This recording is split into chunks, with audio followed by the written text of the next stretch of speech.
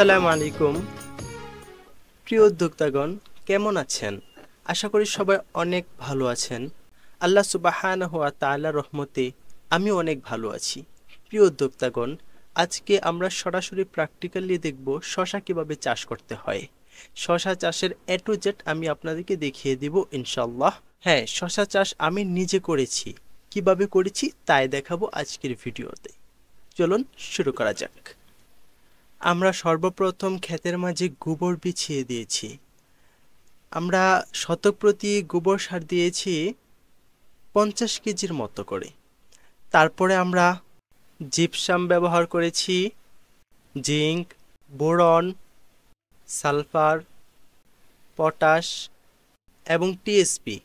এই সারগুলো একসাথে মিক্সড করে তারপরে জমি প্রস্তুত করার আগে আমরা বিছিয়ে দিয়েছি জমিতে। তারপর আমরা জমি আড়াআড়ি করে 3টা চাষ করে নিয়েছি। 3টা চাষ করার পর আমরা ব্যাট বানানোর কাজে লেগে পড়েছি। তো আমরা এখন জানবো যে ব্যাট আমরা কিভাবে বানিয়েছি, ব্যাটের যে সঠিক মাপ সেই মাপটা আমরা কিভাবে নিয়েছি। আমার হাতে যে কাঠি দেখতেছেন সেই লাঠি আমি 1.5 হাত পরিমাণ কাঠি নিয়েছি। তো এই 1.5 হাত কাঠি আমি ড্রেনের মাপটা নিয়েছি। ড্রেন যে হবে সেই ড্রেনের মাপ আমি 1.5 হাত নিয়েছি। তারপরে আমি আরেকটা কাঠি নিয়েছি, সেই কাঠির মাপ হলো 2.5 হাত। তো 2.5 হাত দিয়েছি আমি।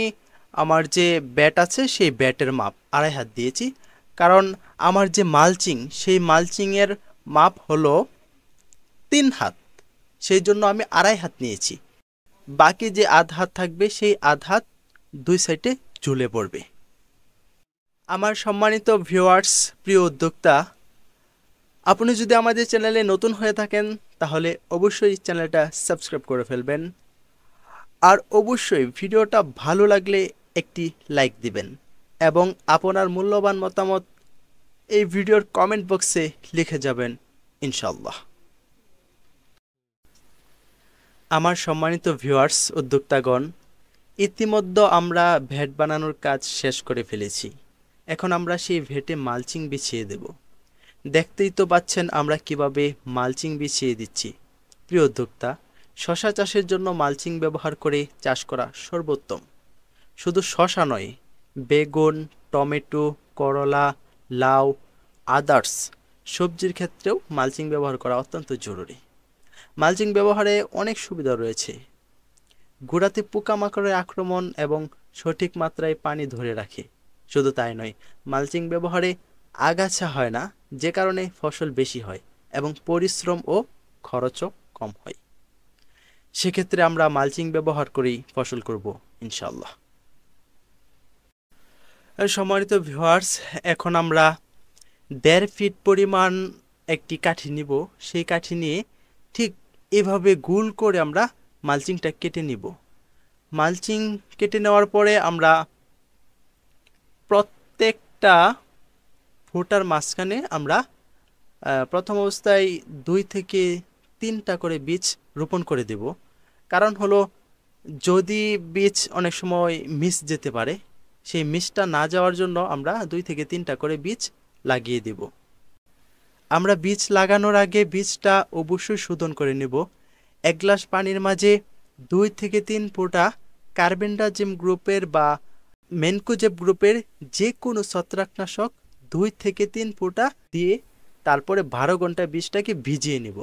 12 ঘন্টা ভিজানোর পরে একটি কাপড়ের ডুমাতে বা মোজা বা চটের ছালা এগুলোর মাঝে আমরা বীজটাকে সুন্দর করে বেঁধে নিব। বেঁধে নেওয়ার পরে তারপরে পলিথিন দিয়ে সেটাকে ঢেকে দিব সুন্দর করে। তারপরে 1 দিন অথবা 2 দিন পরে দেখব যে সেই বীজটার মুখ সুন্দর করে ফেটে গেছে। তারপরে আমরা রোপণ করার আগে অবশ্যই পিঁপড়ার ওষুধ সেই বীজের মাঝে সুন্দর করে মেখে নেবেন। মেখে নেওয়ার পরে তারপরে বীজ রোপণ করে দিবেন। রোপণ করার পরে আবার পিঁপড়ার ওষুধ দিয়ে দিবেন। রোপণ করার পর যখন চারা গজিয়ে যাবে, তারপরে আমরা 1টা বা 2টা করে চারা রাখতে পারি। একটা করে রাখলেই ভালো, তবে 2টা করে রাখা যায়। যেহেতু ভ্যাটটা বড় করে দেওয়া হয়েছে সেজন্য 2টা করেই রাখা যায়। তো সম্মানিত ভিউয়ার্স, আমরা চারা রোপণ করার কাজ শেষ করে ফেললাম এবং চারা আমাদের গজিয়ে গেছে। এখন আমাদের কাজ হলো মাচা তৈরি করা। এখানে যে মাচাটা দেখতে পাচ্ছেন এটা হলো এ প্যাটার্নের মাচা। তো আপনারা ঠিক এইভাবেই মাচা তৈরি করতে পারেন। তাছাড়া আপনারা যদি চান যে একদম নিচা করে 1.5 ফিট থেকে 2 ফিট উঁচু করে আপনারা ভ্যাটের উপরে মাচা তৈরি করে দিতে পারেন। এভাবেও শশা চাষ করা হয়। তবে আমি এ প্যাটার্নের মাচা এইভাবে তৈরি করেছি, কারণ হলো তারপরে আমি করলা চাষ করব ইনশাল্লাহ। তো সম্মানিত উদ্যোক্তা, আজকের ভিডিওটা এই পর্যন্তই ছিল। সামনে যে ভিডিওটা আসতেছে সেটা হলো শশা গাছে কিভাবে আপনারা ঔষধ ব্যবহার করবেন এবং ওষুধের মাত্রা কি হবে এবং কি কি ওষুধ ব্যবহার করবেন, পোকামাকড় এবং ছত্রাকজনিত সমস্যা আছে, বিভিন্ন রোগবালাই আছে, সেগুলো দমনের জন্য কি কি ওষুধ ব্যবহার করবেন তা আমরা নেক্সট ভিডিওতে দেখাবো ইনশাআল্লাহ। আপনারা ততক্ষণ অপেক্ষা থাকেন। দেখা হবে পরের ভিডিওতে।